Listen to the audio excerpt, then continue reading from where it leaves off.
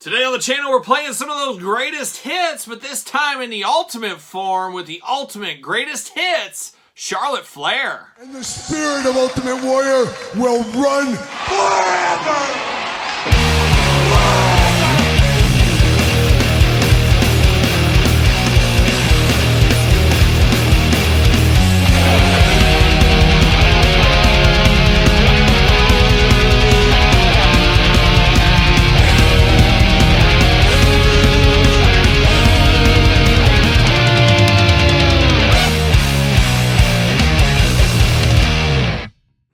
Welcome everyone, Kyle here, and welcome back to the channel for another Greatest Hits Ultimate unboxing and review. And today on the channel we got Charlotte Flair. But of course, for all your Charlotte Flair Ultimate Edition needs, make sure you number Ringside Collectibles. Use discount code Kyle. Save yourself 10%. And what's old is new again, as a re-release Greatest Hits Charlotte Flair, one of the most expensive Ultimate figures up until this point. Obviously, this in the past, well, I don't know about obviously, but in the past, this was one of those ones where we had the Nakamura's kind of clogging up pegs.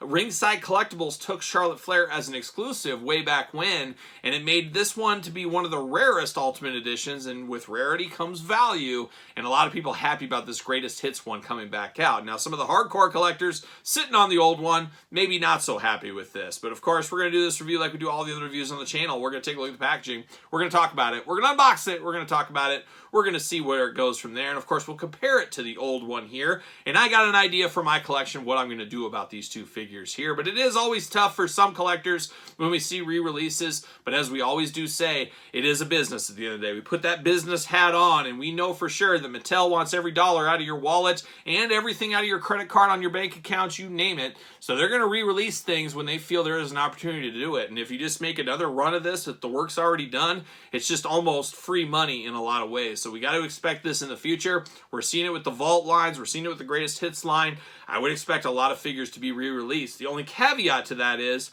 maybe ones like Demolition or the Legion of Doom who are not signed to the WWE currently with a talent agreement, Legends deal, whatever it may be.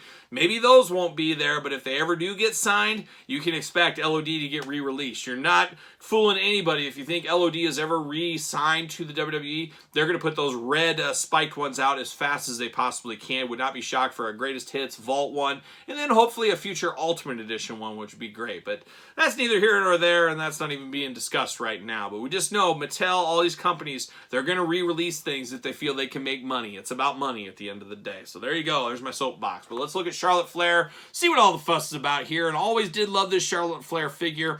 Looks very, very good. I believe the last one had a thicker box style, if I can remember. I can't really remember, but I thought the box was thicker. You guys chime in on that one. But we do got the skinny box current Ultimate look here. You got two heads with her, extra hands. Beautiful soft goods robe. Looks really nice in this. Big bubble window. Perfect for autographs. I do have her father, Ric Flair, of course.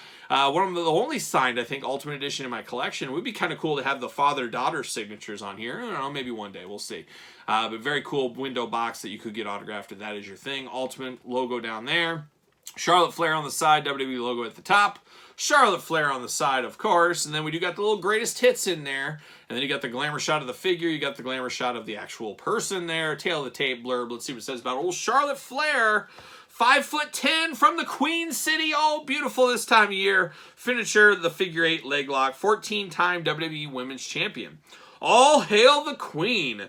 This second-generation superstar has the championship pedigree that lives up to the surname Flair. She's the face of the women's evolution, the first ever WWE Women's Champion in the post-Diva era, the first woman to headline a WWE pay-per-view, and the first woman to main event at WrestleMania. When it's all said and done, there's only one thing left to say.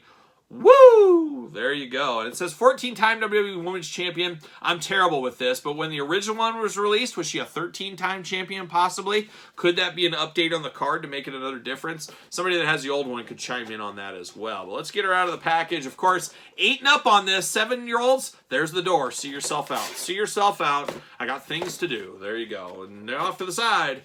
See you later. Goodbye. All right, plastic prison. Oh, we got tape on the cape. What are we doing? Steve Ozier on the couch here today. Steve! No Steve here. McFarlane's still there. McFarlane taking a nap as he does during the wrestling unboxings. Always wild with that happening, but we got tape on the cape. You know, I don't like that. Don't like that tape on the cape. See, it takes off some of that silver paint and stuff. We don't like that. Come on, what are we doing, Mattel? What are we doing? No tape on the cape. Losing some silver from the cape because of that. That is unfortunate. Unfortunate turn of events, but man, I should wake Todd up and tell him about all these twist ties. He loves a twist tie. Todd told me the other day, he said off the record, but since he's sleeping, it's off the record.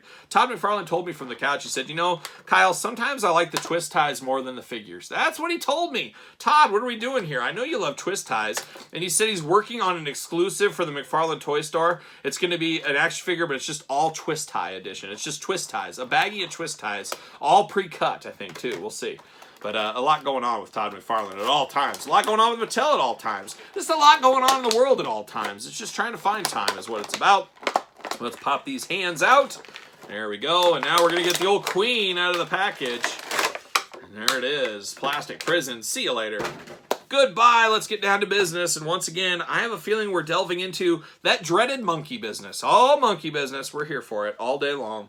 And twice on Sunday. Let's look at these hands first. We got the magical, whimsical Charlotte Flair hands right here. You can see her doing this. If Deonna Purrazzo ever got a figure, she would get these hands. That's what would happen if she came over to Mattel and got these. But she just got those whimsical hands. And I'm not a big fan of that Deonna Purrazzo when she does that thing. I don't know. It's just kind of her thing, I guess. I don't know. Maybe that's what it's supposed to be. But it always just looks strange to me. Is that just me? I don't know. That's neither here nor there. But then we do got the open hands once again. She can slap you silly. She can also do some of those twirl hands, things like that. Choose your own hand adventure.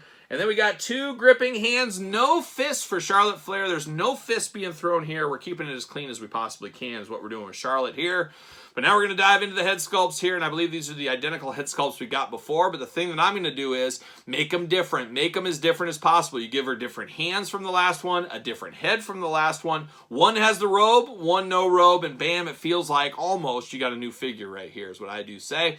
But right out of the package, you got the hair going down. Of course, the long blonde hair of Charlotte Flair. To me, it does look like Charlotte Flair. She's had some suspect figures in the past. This one is a really good head sculpt for her. Love the hair on her. Blonde, looking good. Nice tan on her. Nice smile as well. Teeth showing there. Just a happy Charlotte Flair. And the second head, she's still a little bit happy, but a little bit more reserved. She's not showing those teeth. She's just a coy smile is what she's got going on with this one. Same hairdo down in the front as well on this Charlotte. Would have been cool to see a different total look hairdo on this, make them really feel different, but beggars can't be choosers on this one right there. But good head sculpts, I do think, on this. And of course, a beautiful robe. One of the best robes, honestly, Mattel has ever done is this one. Always have liked this, and I do like this re-released. And I'm happy that people that missed out on this figure back in the day have an extra chance to get this one, because this is a super beautiful pink robe here. Love the silver against it, the sequins, all that kind of stuff. I sound like a robe designer at this point, but I'm far from that, of course, as you know.